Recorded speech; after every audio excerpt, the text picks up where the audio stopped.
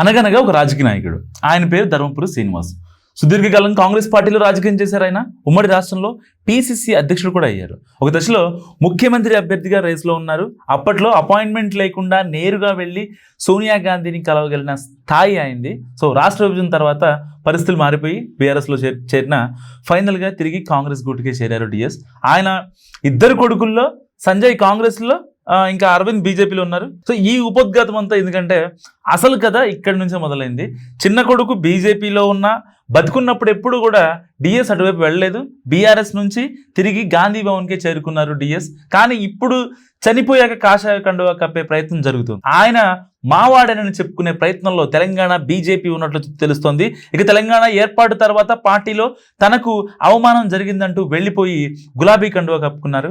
అయినా సరే ఆ పార్టీలో అంత యాక్టివ్గా పనిచేయలేదు. తిరిగి సొంత గూటికే చేరుకున్నారు. సో డిఎస్ చనిపోయినప్పుడు కూడా మంత్రి శ్రీధర్ బాబు వెళ్ళి ఆయన భౌతిక కాయం మీద కాంగ్రెస్ జెండా కప్పి నివాళులర్పించారు. కాంగ్రెస్ వ్యక్తిగా ఆయనకు పార్టీ నుంచి ఇవ్వాల్సిన గౌరవం ఇచ్చారన్న అభిప్రాయం ఉంది పొలిటికల్ సర్కిల్స్లో. ఇంతవరకు బాగానే ఉన్నా ఇప్పుడు ఆయనకు కాషాయం కలర్ అంటే అది పూయడానికి జరుగుతున్న ప్రయత్నం మాత్రం హాట్ టాపిక్ అవుతుంది.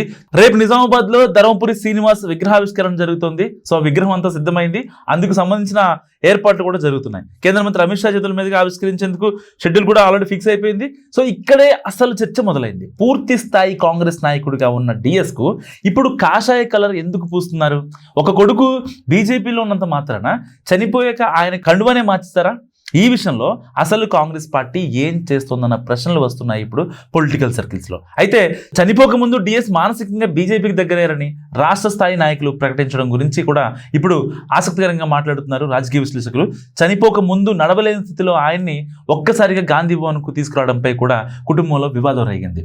అది రచ్చవడంతో కుటుంబ విషయాన్ని రాజకీయం చేయకుండా ప్రకటన విడుదల చేశారు శ్రీనివాస్ భార్య. సో ఇక ఇప్పుడు విగ్రహావిష్కరణ కార్యక్రమం మొత్తం బీజేపీ కనుసన్నల్లో జరుగుతుండడంతో కాంగ్రెస్ నేతలు ఆయన్ని పూర్తిగా వదిలేశారా అన్న చర్చలు కూడా మొదలయ్యాయి.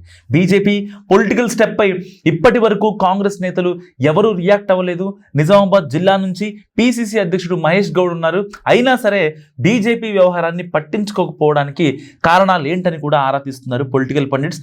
దేశవ్యాప్తంగా పాపులారిటీ ఉన్న నేతల్ని బీజేపీ ఓన్ చేసుకుంటుందని కాస్త అసహనంగా కామెంట్స్ చేస్తున్న కాంగ్రెస్ నాయకులు సాక్షాత్తు పిసిసి అధ్యక్షుడు సొంత ప్రాంతంలో అలాంటి కార్యక్రమం జరుగుతున్నా కనీస ప్రకటన కూడా లేకపోవడానికి కారణం ఏంటన్న అనుమానాలు పెరుగుతున్నాయి రాజకీయ వర్గాల్లో. సో దీన్ని ఇద్దరు కొడుకుల మధ్య ఆధిపత్య పోరుగా చూస్తున్నారా, కుటుంబ వ్యవహారంలో మనం జోక్యం చేసుకునేది ఎందుకు అనుకుంటున్నారా అన్న చర్చలు కూడా నడుస్తున్నాయి. కారణం ఏదైనా తమ ముఖ్య నేతను బీజేపీ ఓన్ చేసుకోవడంపై కాస్త అసహనంగా ఉన్నాయి నిజామాబాద్ కాంగ్రెస్ శ్రేణులు కావచ్చు, సో ఓవరాల్గా కాంగ్రెస్ పార్టీ కావచ్చు. సో ఎందుకు పిఎస్సి చీఫ్ మహేష్ కుమార్ గౌడ్ సైలెంట్గా ఉన్నారు?